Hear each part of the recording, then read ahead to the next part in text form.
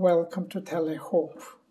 It is important to get plenty of exercise, eat proper food, make timely visits to doctors and dentists. Internal purging and cleansing through the use of herbs and colonics was regaining its popularity. Without exercise, I become physically and mentally flabby.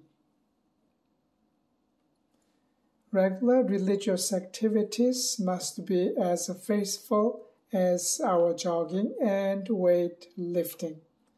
Without daily meditation and quiet time, we become stressed and irritable. Our muscles of compassion and faithfulness lose their flexibility and strength, and we become idol worshippers. I press on towards the goal of the prize of the upward call of God. Philippians 3:14.